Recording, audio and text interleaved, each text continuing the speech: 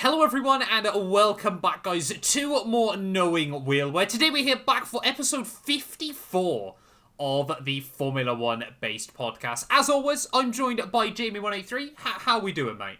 I'm doing well, yeah. Had a good race over the weekend. Well, it was an alright race, we'll get into that later, but yeah. Yeah. We're back at it with the podcast. Glad to be here. Yes, yeah, always good fun to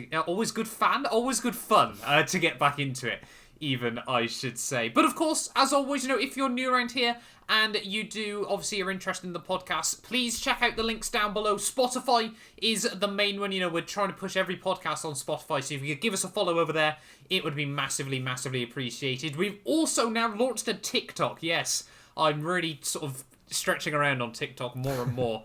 Not just on my personal channel, but also now at Knowing Wheel on TikTok. If you want to sort of see clips and bits like that, help us, give us a follow. Massively appreciated. Of course, links to Bybit, links to Manscaped, and of course our clips channel here on YouTube. I'm going to try and get back in and start posting on there properly as well over the next few weeks. Am I forgetting anything, Jamie? Your F1 merch. F1 merch. Yeah. F1 merch. If you're interested, there's still a few days left on all the Miami drops. Now, that was actually going to be one of the first questions I wanted to ask you, Jamie, as well in just a moment. Okay. But yeah, plenty of links down below for you guys to check out. And obviously, again, it massively helps us and supports the podcast grow. But yeah, that accidentally then kind of leads us into a question for you, Jamie. What are your thoughts on the F1 Miami merch? Because I feel I'm the only person I know who really digs quite a lot of it.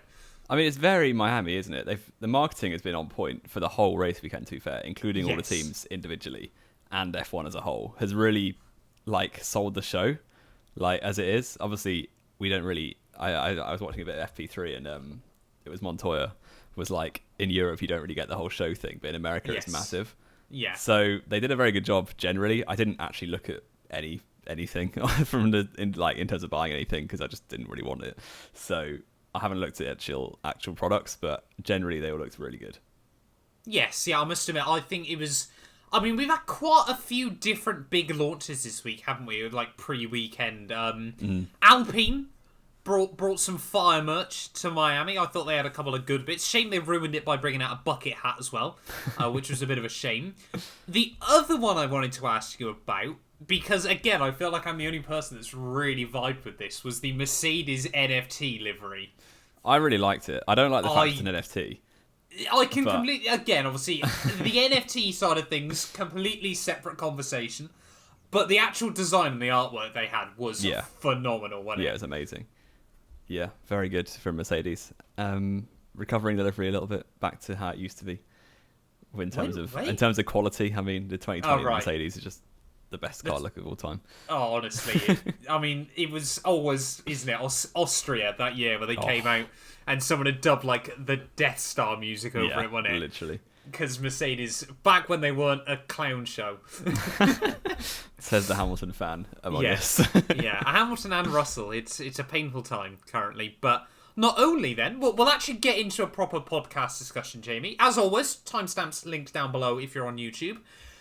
Mercedes, though, not only bringing some livery upgrades for Miami, but also bringing some actual car upgrades. Yeah, so they've kind of been promising this kind of stuff since the beginning, especially since the first race when the roads were actually quite slow. The upgrades, especially European season, which I guess most of them will be in Spain, but some of them got bought early into Miami. They're always going to big themselves up, I think. And to be fair, Friday it looked like it was quite good. The porpoising wasn't as much of an issue as it was in Imola, certainly. And the car, I think Russell topped FP2 on a race. P2 in FP. No, it was P2 in FP1, I think, wasn't he? Yeah, I think he. But yeah, his race pace was right there. Yes, with Leclerc on the long run pace. So he said he was after Friday. Yeah, he topped FP2 by a 10th and was second in FP1. Yeah. Yes. So, yeah. Yeah, he was kind of saying on Friday he was hopeful a shot at pole, which would be basically where you expect Mercedes to be, within touching distance of the top two teams. Especially with Mr. Saturday and Lewis Hamilton in your car. Yeah, and it all looked good until Saturday morning when they went back to where they were before, really. But they've probably got more to come, I'm sure. So it's not the end of the world. Exactly. And I think, it was smaller changes, wasn't it, this weekend? I think it was a new front wing. They've now, I think they were testing out a rear wing concept as well, I want to say, on Friday for an actual lower downforce one. So they were sort of tweaking and changing a few things. And I guess this is the weird thing, isn't it? Of completely new regs, things like this, of course. It was Sainz getting towed away at Imola, wasn't it? That everyone got a good look at the floor. And then I think Verstappen as well, when he had issues. I can't remember which Grand Prix. Melbourne, I want to say, probably. I want to say it was in like a free practice session though, or something like that. But obviously now, where we're starting to actually be able to see other parts of each car, sort of other teams are kind of looking over each other's shoulder, aren't they? A bit like that Mr. Bean meme from all those years ago. But I mean, Friday was interesting, wasn't it? Of course, the good thing for us being European fans, now I don't know if it was the same for you, I quite like races at odd times. Now, for me personally, most days I'm at work. The latest I start work nowadays is 7 a.m. So Australia, for example, having to be up at 6 a.m. was not a problem at all. On the counter to that, though, I do quite like the late evening races as well.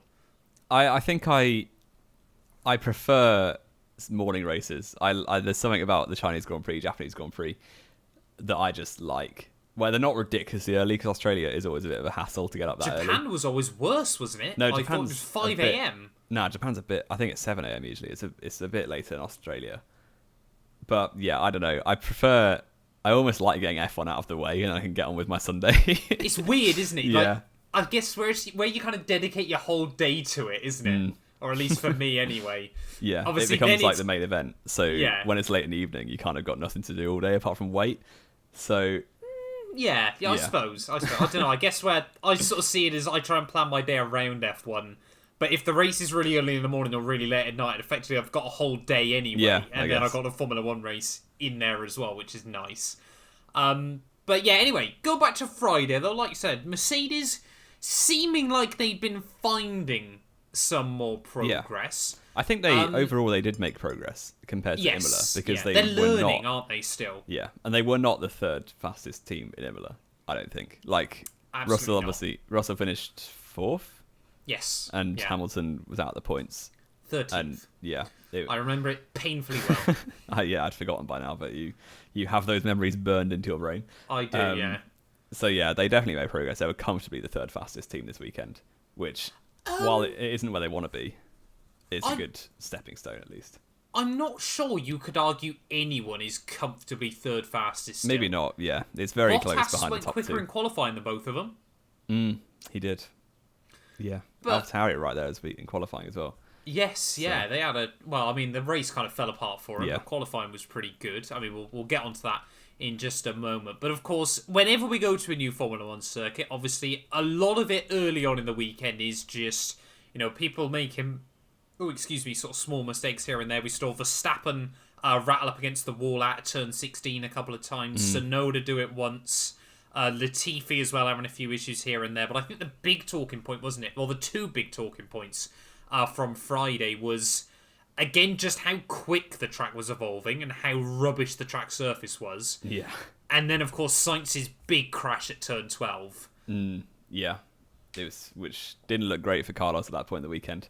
Coming off the back of 2 DNFs in a row. Yes. He's done the least laps of anyone this year in races. Yeah. It didn't make that much of a difference in the end. So, he put it behind him quite quickly, but it was one of those another thing that could, drag him down a little bit. But luckily for him, it didn't seem to do that.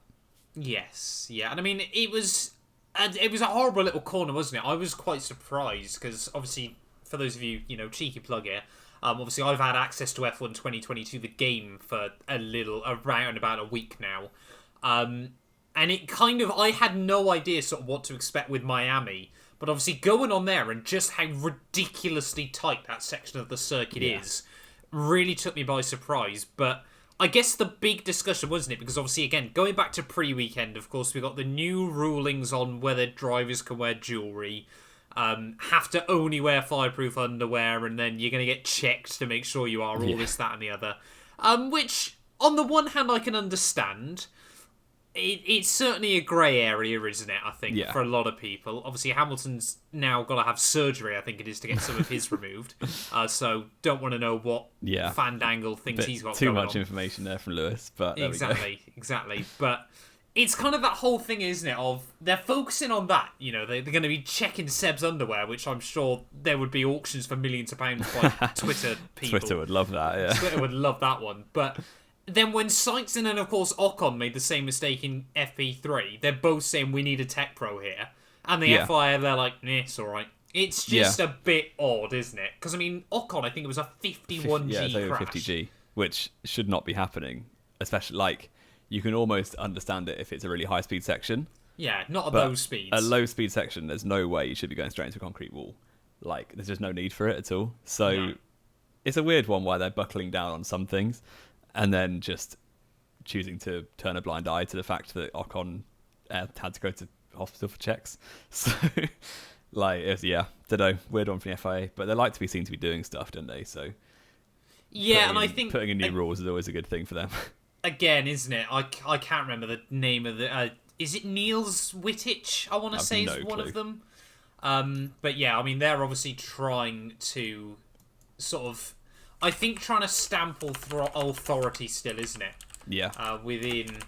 I think last year they let him get away with a lot of stuff overall. So they're trying to like let the teams know who's in charge again. There is kind of that element, isn't there? I think still, obviously, after the end of last year, you know, there was all these talks, wasn't it, of, because I think it was a really weird scenario, wasn't it, where I think it was Spain, wasn't it, last year? We had the first team principal radio message streamed.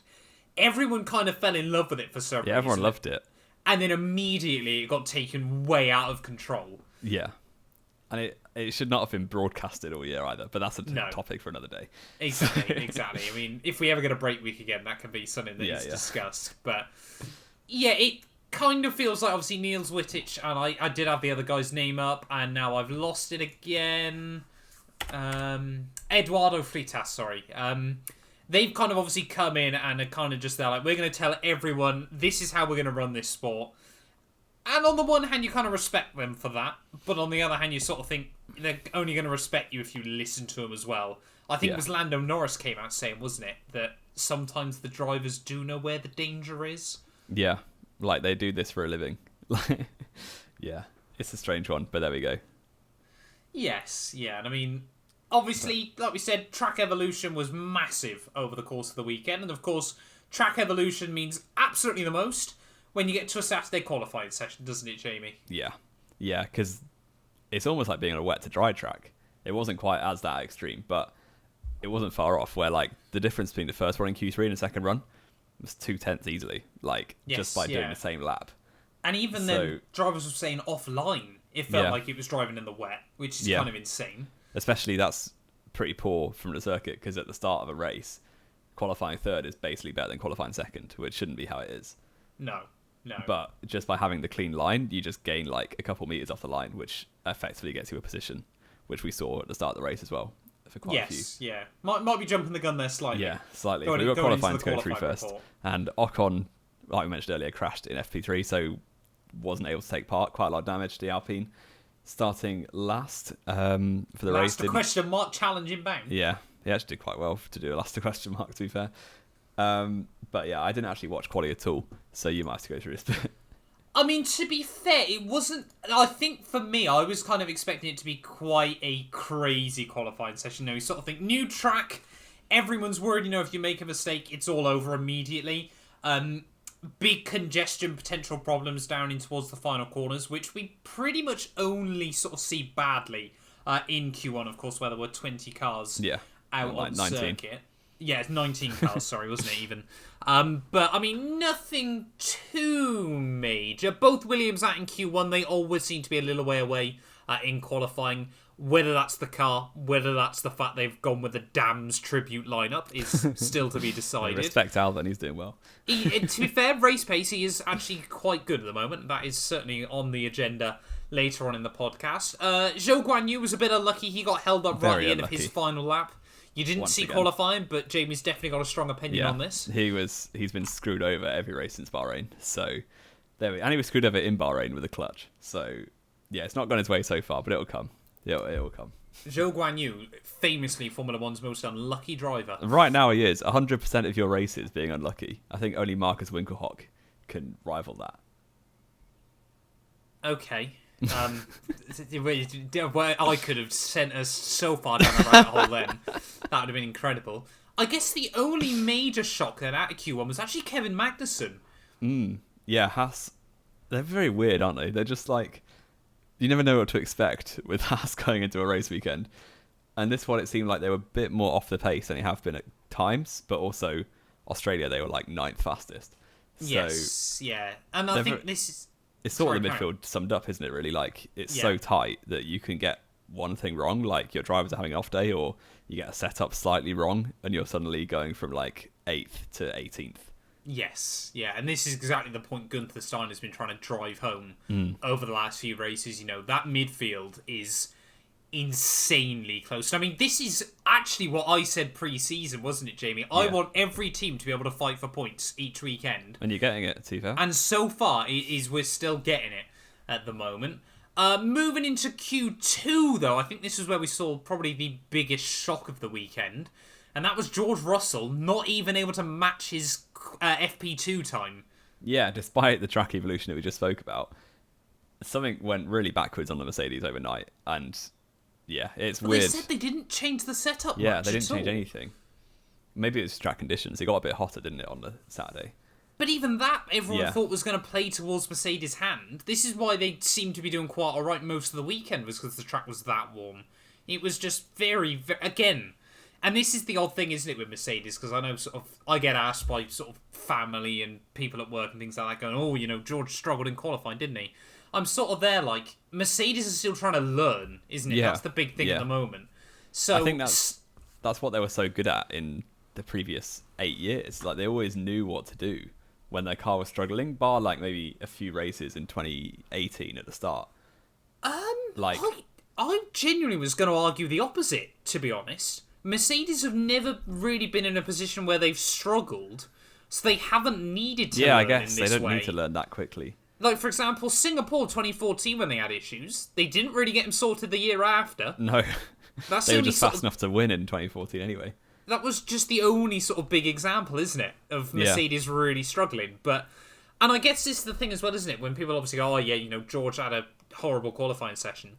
At the end of the day, I don't genuinely believe Toto Wolff looks at that, and I think they'd rather have a session where they finish P12 and 13 and know what they did wrong, rather than finish 3rd and 5th, say, and have no idea how they managed it. Yeah, it's that knowledge, especially when you can see already they're not going to win the title. Like, learning anything is better than just being confused and doing better. Yes. So... You want to know where your performance is coming from or where it's lacking at the end of the day. And again, this is sort of what, you know, Mercedes kind of got dug in this pit, haven't they, recently, of going, you know, as they said on Friday, you know, our car without the porpoising is as quick as the Red Bull and the Ferrari, hypothetically. Yeah. And hypotheticals don't win world championships. Doing an Eric Boulier from McLaren back in the day. Best chassis. Oh, don't. Don't. That was just, our chassis is the best on the grid. So and the we'll Honda engine striking it down. And then we'll put a Renault power unit in and we'll still be nowhere. Yeah. But yeah, so Russell ended up out in Q2, P13 there. It's a shocking performance for him, especially after, you know, Hamilton's career is over, apparently, because how well Russell's been doing. Look at the race result. Exactly. Despite that, still thrashed him. But he was joined by Ricciardo, who was a long way off Lando at the end, or not a long way off, but surprisingly far away. Yeah, Lando seemed to smash out the lap in Q2 there and got away, and then it was Mick, Seb and Alonso, so really, three of the guys likely to retire in the next couple of years, out in Q2. One guy likely to get dropped and one guy seemingly in the Mercedes gulag for the rest of his life. But then we get into the spicy stuff, don't we, Jamie? Ready for Q3. Ferrari and Red Bull looking super close. First laps come in, Max Verstappen fastest by about 0.2. Big margin, actually, start. In the first runs. Yes, there was actually, to be fair. Second runs, Charles Leclerc, green through Sector 1. Carlos Sainz, purple through Sector 1. Max Verstappen, seemingly forgetting to do a qualifying lap. Yeah. It wasn't the best for Max. I'm glad it happened on a Saturday and not a Sunday. But it was a bit of an unforced error, really, which you don't tend to see from Verstappen. So I'm thinking of a certain fastest street circuit last year. the greatest lap of all time until turn 27. That still bugs me more than it should, how people claim that was a great lap. Well, he didn't finish it, so Exactly, it's not a lap. it was annoying, but there we go. P3 on the grid is probably better than P2, as we said earlier. But yes, Sainz improved. yeah, it didn't end up doing too badly. No, Sainz improved to beat Max by 0.005 of a second. Yep. And Leclerc went fastest, but quite comfortably. I think it was almost 0.2, or was it over 2 Yeah, tenths? 1.9 tenths. Yeah. So, yeah, Leclerc gets another pole, the 12th of his career. 2 points in the bag on Saturday for me as well. There's some points for Matt predictions. to pull it back, because I once again predicted Verstappen on pole. Yep. Fanboy. Yep. I'll take it. Ignore the Verstappen picture that's behind me. Yeah, exactly. I think we also need to specify as well quickly. Should we get the elephant out of the room, Jamie? Because we have noticed we do go through the comments on the podcast and the. I need to boost my ego when I get stuff right. No, not even that, but I think we probably just need to categorically state right now, Bybit don't sponsor Jamie. No, they we're don't. going to quickly get I'm that not getting paid anything. Jamie doesn't get sponsored by Bybit. That is a personal sponsorship for me and the channel, not Jamie. So he's not. If they're listening, I'll take a sponsorship if you're listening. This is your chance to get your plug in, is it? Yeah. But yeah, no, we've noticed a few comments over the last couple of weeks going, Jamie only picks Verstappen because of his Bybit sponsorship. Not the case. No, He's I just just a like biased Verstappen. fanboy. Yeah, say it how it is. Exactly. But I guess the other big surprise in Q3, wasn't it, was Bottas. P5. Yeah, the Alpha was decent. It has been all season, really. I reckon they're the third fastest car. They've just got two useless drivers. Not a chance. Fifth in Imola. Yeah, but they were behind Mercedes in Imola, so Yeah, but it's because George is a beast. yeah. And he got lucky. He's literally apparently put Hamilton into retirement. Yeah, Oh, Hamilton's edging on leaving F1 for good. Washed up. Yeah. Washed up after But all there we this go. time. And both AlphaTauris, like we said, getting Q3 for the first time in a Yes. while, it feels like. Yeah. Yeah, and Stroll somehow getting Q3 in an Aston Martin. So fair play, Yeah. out qualifying Vettel. Exactly. We've given so much flack for the Aston Martins, and they've been doing really well the last two races. They've suddenly just, it was clearly the motivation we've given Yeah, them. they must have been watching. Actually get on with it, yeah. Which, again, like I said, it's nice to see as well. We might have spoken a little bit down on them at Australia, but, they're bringing it around slowly but surely. The race wasn't so brilliant, but we'll get into that. It was kind of out of their control, but yeah. To a certain degree. But yeah, that meant then, Jamie, we had a Ferrari front row, Red Bull second row for the start of the Miami Grand Prix. A step into the unknown. What might happen in the race? Who knows? I missed the start, so I was listening to Jodie and Palmer on the radio. I was setting you up then for the intro, and I completely forgot you missed the start. That was Yeah. awful podcasting. I was running around Manchester looking for a pub to watch the F1. The alcoholic story. lifestyle of the North, eh? Yeah. Whatever There has we it go. done to you?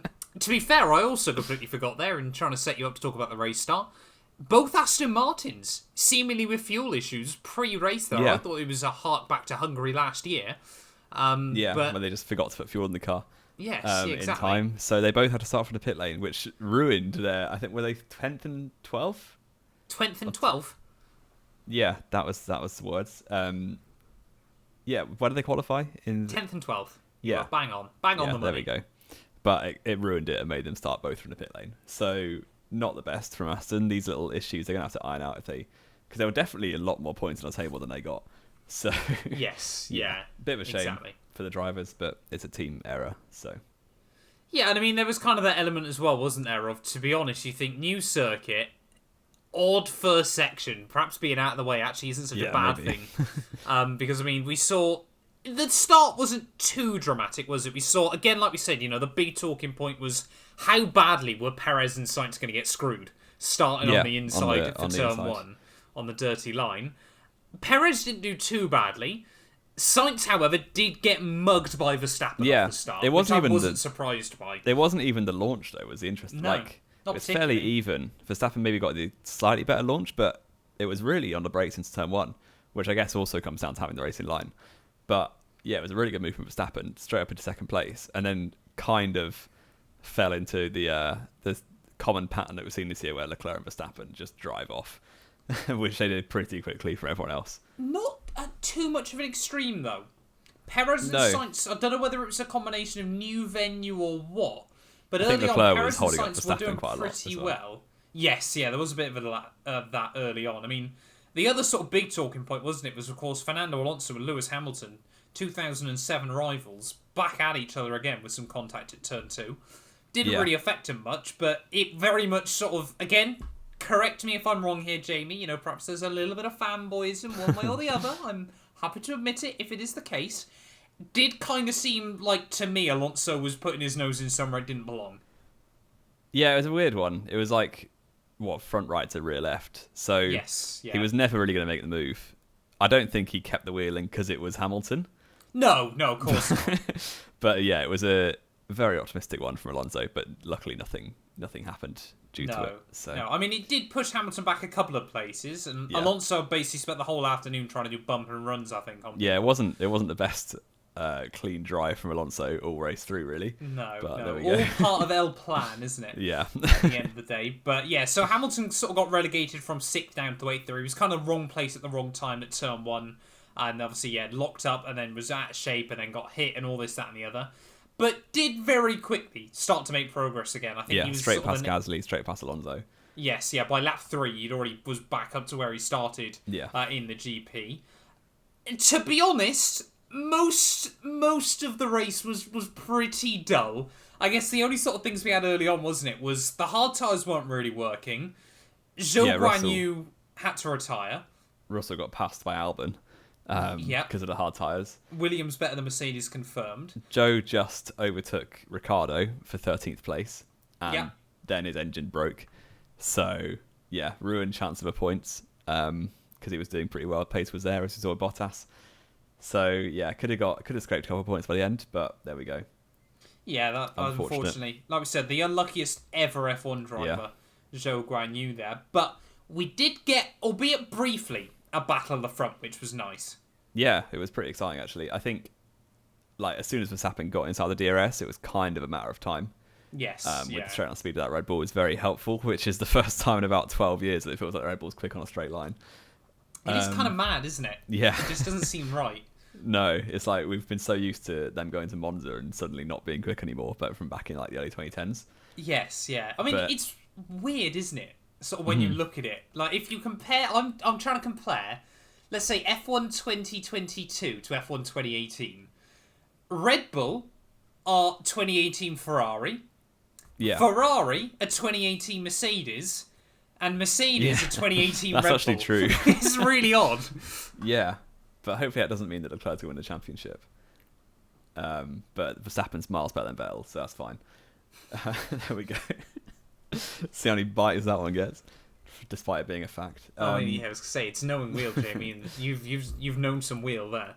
Yeah, definitely. Nothing happened after that.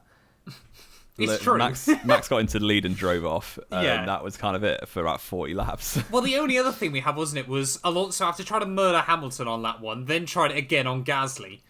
It was such a stupid move for Alonso. Gasly shut the door, mate. Gasly Alonso shut the wasn't door. alongside until at the apex. There was such a closing wedge that Alonso got a penalty for it as well. So that shows who's in the wrong. Exactly. But sometimes that had the knock-on effect, the Esteban knock-on effect. That was such an. You cannot give me stick for saying Richard for sure anymore. No, I might make that a thing, really. But Gasly trying to recover to the pits with broken steering or broken something, so his car wasn't pointing in a straight line anymore.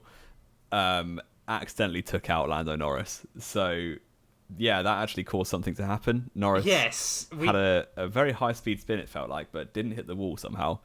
Luck is how. Yeah, it was complete luck. I saw someone praise one of the YouTubers who will remain unnamed praising Norris for not crashing into a barrier. Will you put their name in the chat so I can see who it was? Okay. Because then I'll decide whether we want to name or not. Oh yeah, name and shame, mate. Name and shame. Nah, you can do it. I'm not having that on my head. So apparently Norris did really well to keep out the wall when he literally let go of the steering wheel. But he was out the race on the spot. Gasly tried carrying on, but the steering was done, so also retired. Yes.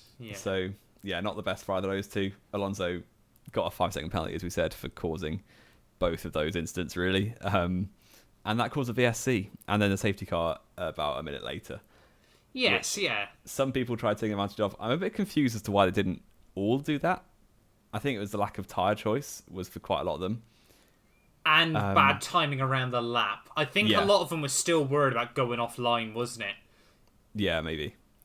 But yeah, usually when we see late race safety cars, like basically everyone pits, unless the guy in second wants to do the opposite of the guy in the first. Yes, yeah. But it was only Perez out of the front runners who made a stop. And George Russell. George was doing my strategy from league racing. He literally did a Jamie league race where he was useless for a lot of them. Well, not useless, but Jamie used to be. He just drove his own pace, not really doing much. And then somehow every week gets a safety car. Literally on the radio saying, shall we just wait for a safety car? As Lando and Gasly murder each other. Yeah. I'm quite surprised that you've pinned the blame just on Gasly.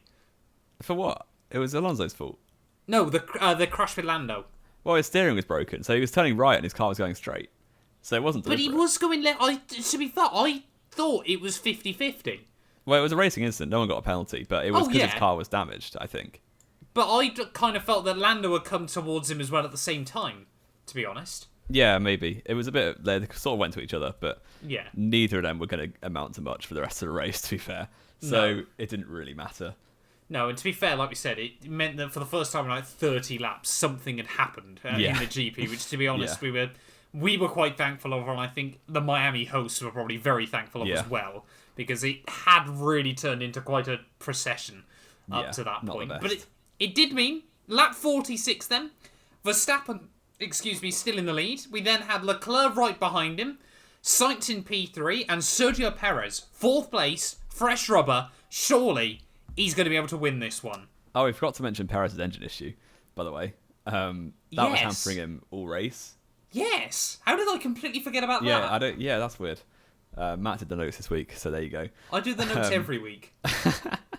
But Perez was right behind Sainz in the first stint, and then a sensor issue, so completely fell back about 5 seconds before they got it fixed, and then never really got back at Sainz. So he was on fresh tyres on the restart, but still with a lack of 20 kilowatts, I think, was the value. Yes, I think the team was saying it was costing him about 0.4 a lap, weren't they? Yeah. So even with DRS and the Red Bull straight on speed, he wasn't really close enough for a proper go at the race win, certainly. He could have got Sainz, I think, if stuff had played in his hands a bit better. Yeah. But unfortunately for him, that engine issue, hampered his progress quite a lot. Yes, yeah, and I think sort of the exciting thing at the front, wasn't it, which I don't think any of us really expected, was then suddenly Leclerc seemed to be able to apply pressure to Max again out of nowhere. I think the problem, so on the hards, once they stopped, the pace was really similar between Leclerc and Verstappen all race. Leclerc had been closing back slightly later on. But on the mediums at the start, Leclerc was just nowhere. I think he grained him immediately. Yeah. So, Leclerc, Verstappen built up a 8 or 9 second lead on the mediums and then just protected his buffer on the hards. But the pace was actually quite similar. So the safety car gave Leclerc a chance, and it was pretty exciting. He never had a proper go. No. He was definitely with him for a good number of laps on the restart.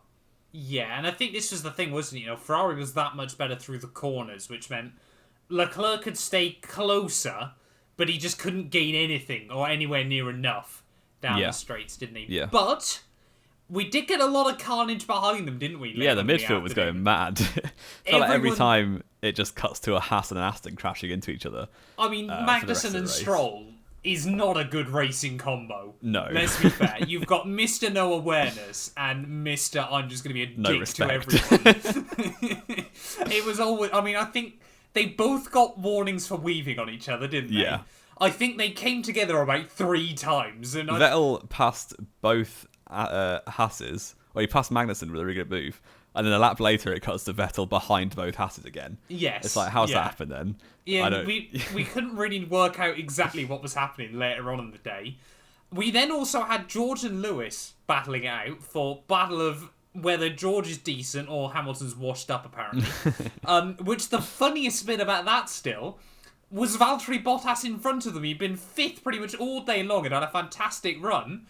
And then he was apparently watching the battle in his mirrors and ran drove wide into a wall. down at turn 17, which is just the most Bottas thing in the world. Yeah, he saw 2 Mercedes in his mirrors and was like, right, I got to let these through. So, yeah, not it was a bit of an uncharacteristic mistake from Bottas, but yeah, it cost him But 5th. weirdly not at the same time. No, yeah. So he went wide at 17, let both Hamilton and Russell through. They had a pretty decent battle. Russell made a move on Hamilton, but went off track to do it. So Russell got told to let him back through again, just to pass him again a lap later. So, yeah, it was always going to happen. It was fresh mediums for Russell versus really old hards for Hamilton. So, yeah, that's 3 out of 5 races that Russell's got lucky with a safety car. 3 out of 5 or 2 out of 5? Maybe only 2. No, Jeddah got lucky and Hamilton didn't. Did he? Yeah, he got the VSC pit and Hamilton didn't. Ah, yes. And yeah. obviously Melbourne he did, and Miami he has as well. So, yeah, George Russell, Mr. Luck. Mr. Safety Car Merchant. Like myself back in the day, but there we go. Back in the day. Back to the front of the grid. Perez was trailing Sainz pretty close. Had one go at him down his turn 1. Was pretty wild. I was going to say, Perez is just bizarre, isn't he? Yeah. But this is the thing, isn't it, with Checo? 99% of the time, he's a very cool, calm, collected driver. And then suddenly, he just seems to take inspiration from Magnussen out of nowhere. Yeah. And just goes full send on someone in a completely uncalculated fashion. I mean, it could have easily been both of them out had Sainz not finally seemed to have got his act together and remember what he's doing in an F1 car. Yeah, and they still almost crashed despite Sainz doing his best to avoid it. Yes. So, yeah, Sainz was able to see that one off. Perez also probably flat-spotted his tyres quite badly, going for a wild one into turn 1. Yeah, didn't really much happen for the rest of the race. Perez just came home in 4th, and Sainz came home 3rd for another podium. So exactly, the top 4 were pretty much sorted after that. Yeah, we did get one more piece of heartbreak though, didn't we, Jamie? Oh, I found it really funny. So I'm not a Mick Schumacher. I'm not a huge fan of him, to be fair, but there we go. He hasn't delivered, I think it's safe to say. But you can kind of understand, he was probably the last person he wanted to crash into. No, yeah. So it was very unfortunate. He was battling with Ocon, wasn't he? Mick Schumacher. Actually, in the points. did you see the clip someone shared into our chat earlier from F1 TV of Schumacher's on board for that lap? No. Because what gave it, Schumacher was in 10th place, just behind Alonso, in DRS of Alonso. Yes, sorry, I do know what you're everyone behind him. So he had, Vettel and Ocon behind him at that point. Yeah. Alonso then decides he can't be bothered doing the chicane in the slow speed section. He has a 5-second penalty at that point, so he's basically trying to break the toe. So he just decides to straight line the chicane. And we mean completely... We mean, this is completely serious. League racing style. Yeah. Straight out of a sprint lobby, Alonso just drives off, gains over a second on Schumacher. Then Schumacher's obviously out of DRS range of Alonso. That causes him to get passed by Ocon immediately. And then down into turn 1, Schumacher tries to come back. He got passed by Ocon and Vettel actually in turn 17. Well, Vettel did a banging move on the pair of them. Yeah, so Vettel got 2 in 1. Ocon got past Schumacher and lost the place to Vettel at the same time. And then in turn 1, both of them... was it both? Maybe it was Schumacher trying to get past Vettel? Schumacher, got another run. He got a run past Ocon in towards the final S section, if you will. Yeah. And then was slipstreaming 7 to T1. And went for a move that was... I think it was hit more on him than it was on Vettel, to be honest. 70-30, I would say now, looking back at it more. Because he wasn't going for the apex. There was more space on the inside, I think, which kind of led to the contact. Vettel left enough space for a car, but Schumacher was too far to the left, so they made contact. Both of them had the chance of the points ruined. Alonso did get another 5-second penalty for straight line and chicane, which he has a bit of history doing back in his final race of his last F1 career. Back in the McLaren days. Yeah, when he just got fastest lap on his last race because he felt like it. Didn't bother with turn 11 at Abu Dhabi. But there we go. Was it? No, would have been turn... The first 12 chicane, and wasn't 13, yeah, I think. Yeah. End of the second chicane, wasn't it? He kept cutting for some reason. But, Alonso's a bit weird.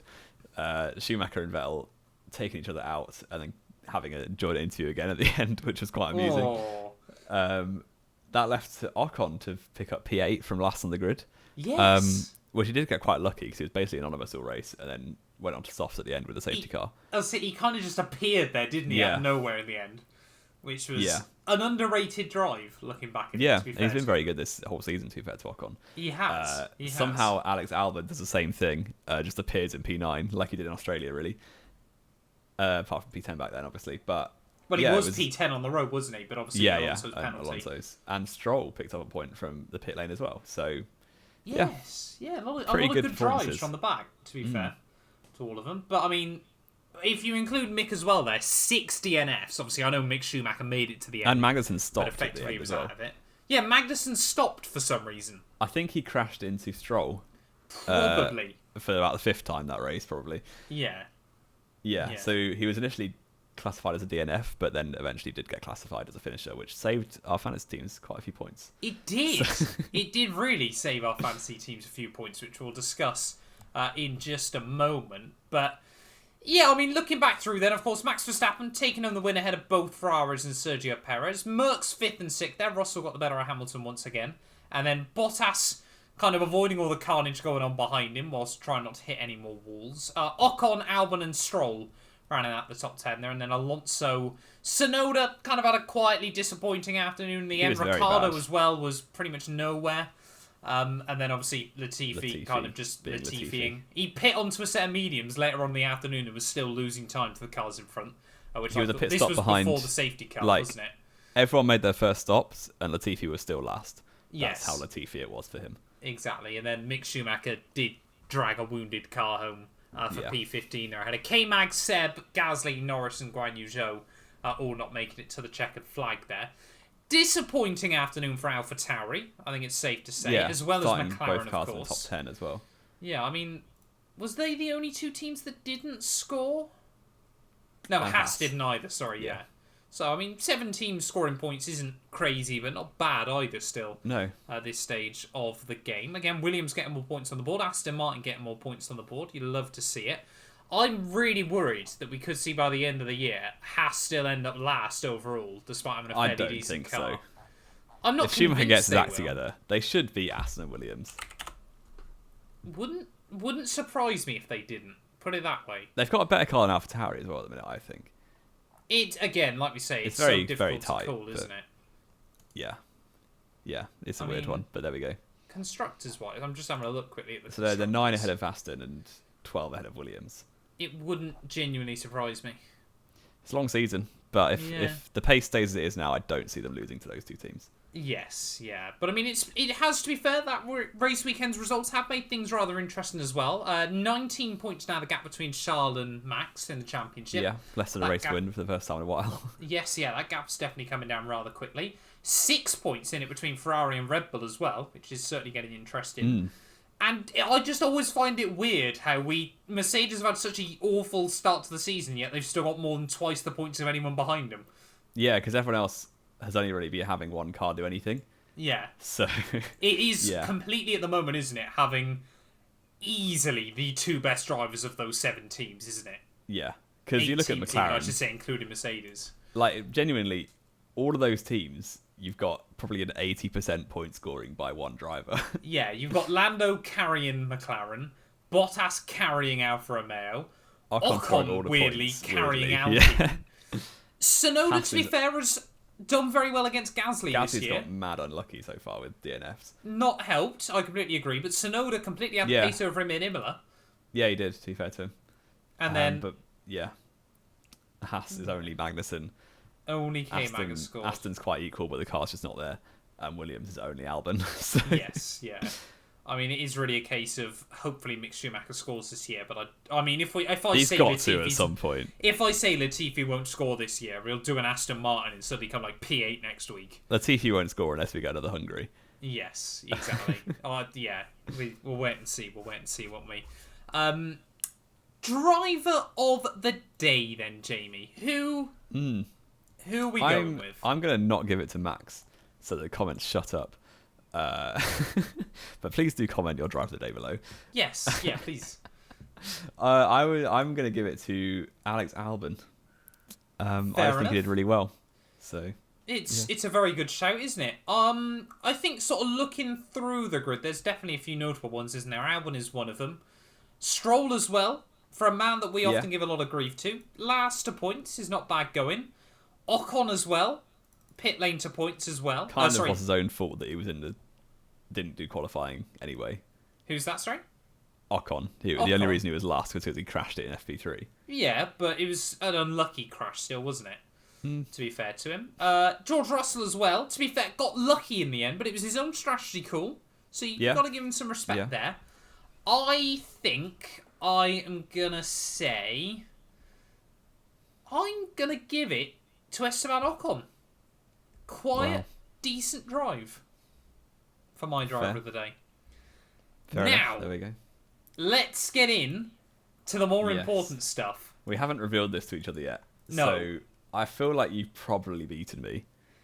But I went a bit rogue. F1 Fantasy Time. We didn't introduce that, Jamie. We just kind of started talking gibberish. It's F1 Fantasy Time, people. Get your teams out. Have a look how many points.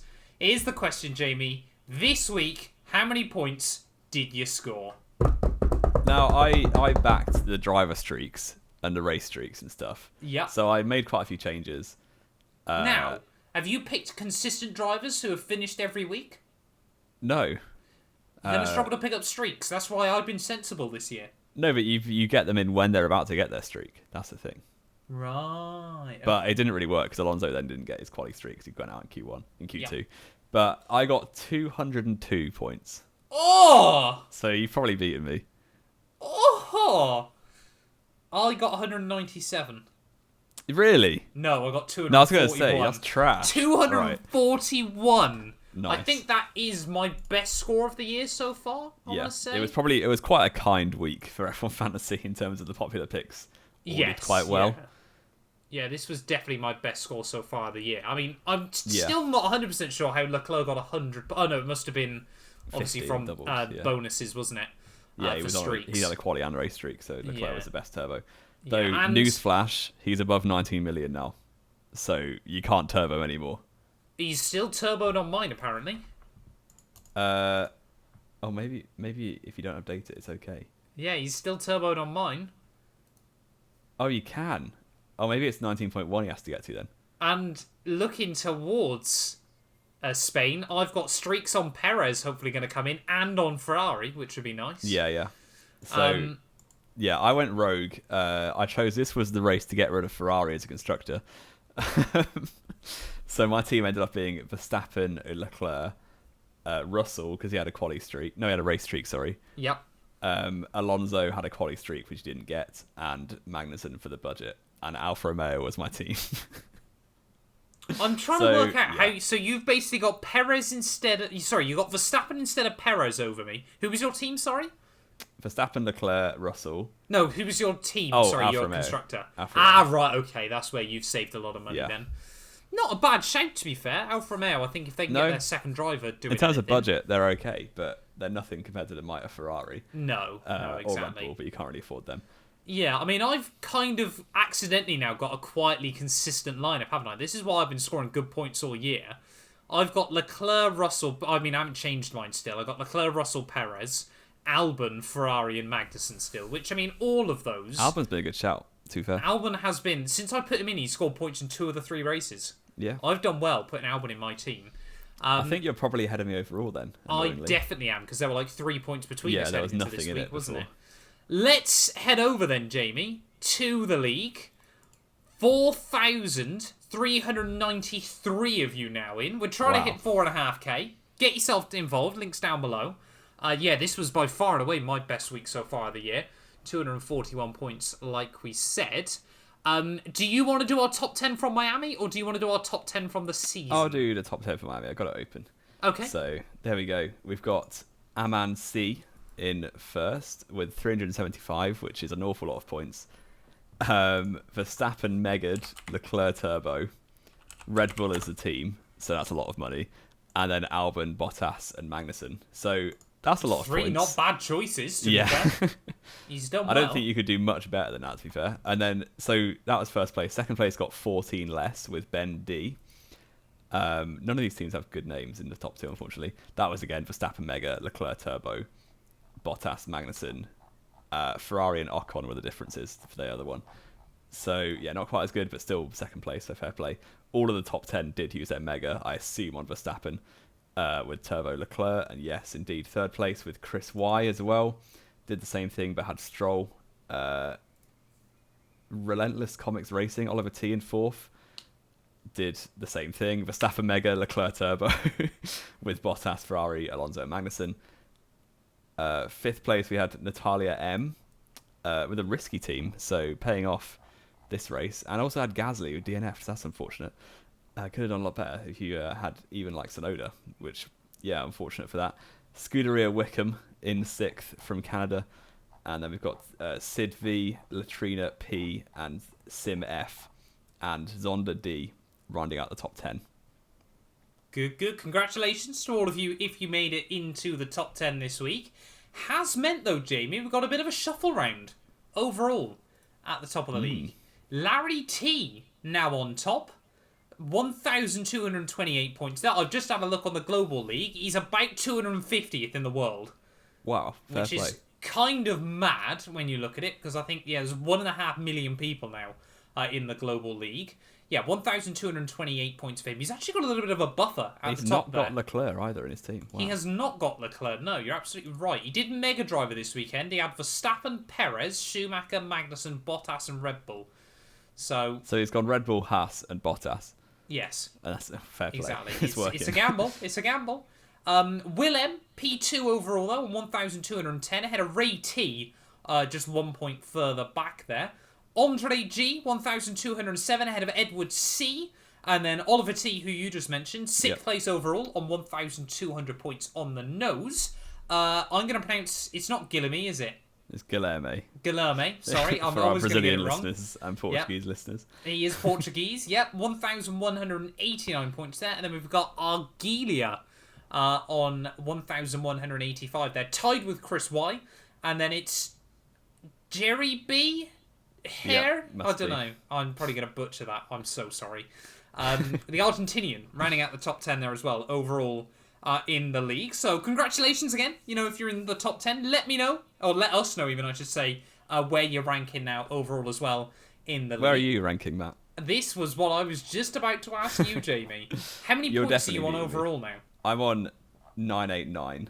Oh! So you're over 1,000. I didn't realise they still did scores in the 3 digits. That was coming. I am 1.09k, so I'm not even in the top K anymore. Oh, I'm smashing it, mate. I have got 1,026 points. I'm sat in 736th. Wow. So it's still really close packed in midfield. That's Top 20%? Less than... about I'm top top 16%. 25. Yeah, I mean, my aim, I think, by the end of the year is top 1,000 still, because I will throw it away quite soon. And I'm looking... There's a lot of people ahead of me that have used their Mega Driver. Yeah, loads of people use Megas already. We need to time that well. Yeah, I'm sort of thinking, if I get, say... let's say a pessimistic one is, 50 bonus points for a Mega? I'm going to be right knocking on the door of the top 250. Yeah, smashed it. I'm trying to get in there. Let's restore some pride for myself by moving on to predictions. Yes. Do you want to talk us through what happened, Matt? I felt like I did a lot better this week, and somehow we scored exactly the same amount of points. Yes, I like the scoring system because it rewards luck. It's not luck necessarily, Actually, but it rewards backwards logic, it feels like a lot in this series, doesn't it? Yes. Jamie scored 4 points by virtue of guessing Verstappen and Sainz perfectly for the weekend there, first and third there. He predicted Sainz to be third because he was expecting Leclerc to have a nightmare and Red Bull be quicker, rather than Sainz actually beating Perez. So that's how he got 4 points there. I got Leclerc correct, and then in qualifying, that is, sorry, and then got Leclerc and Verstappen the wrong way around. So I picked up 2 points in qualifying and then 2 points in the race there, 2 singular point bonuses, which did mean overall it was 4 each this week, wasn't it? Which I think brings the score now 13-20. Yes. So I'm actually smashing it. That's an average of 4 points per race. That's not bad going. That's to two out of correct a possible predictions. out of a possible 8, you're doing okay. Yeah. Is the way I'm going to describe it. But yeah, we'll get onto our Spain predictions next week. Yes. In the preview show. So yeah. But let us know if you're playing along for predictions. well, don't do that. He's just going to lie and say you got 80 points. So, 80? Wait, no. How many's the maximum? It would be so far this year, 40. 42 because of the sprint. Yes, yeah, 42 points. Sorry, got it. How many out of 42 have you got? Final thing then, Jamie. What are we giving it out of 10? The Miami Grand Prix. Yeah, I feel like every race I've either given a 6 or an 8 so far. So I'm going to give it a 6 because it was actually quite interesting in very limited sections. Small doses, yeah. Yeah. And there was, much like Imola really, there was a middle section that was very dead, but the start and the end were very exciting. So I'll give it a 6. I'm going to give it a 7. Just because the end was quite chaotic and we kind of had 2 separate battles with Leclerc and Verstappen as well there. Not the best race in the world, but not the worst either. Now, I guess kind of the last thing really we need to discuss this week then, Jamie. Has the Miami Grand Prix worked? I mean, we'll probably discuss this a bit more next week, won't we? But yeah, I think it's hard to argue no for that, to be honest. The amount of hype that it got around it, and from people that I've seen who were there, it feels like a lot of the fans who went to watch it are not F1 fans, which I think is ideal. It's exactly what F1 is going for. Yeah, because you don't get new fans unless new people come and watch. It sounds really stupid, but like gatekeeping the sport is not a good idea. No. So to grow the fan base, you go to new places that are exciting to be at and put a race there, which is what they've done, and it's worked off quite well. It certainly has this weekend, hasn't it? I mean, a lot of it, I think we can sort of safely say, you know, as big long-term F1 fans, you know, there's a lot of cringe. There's a lot of it, you know. Martin, I don't know if you saw the tweet by Martin Brundle today.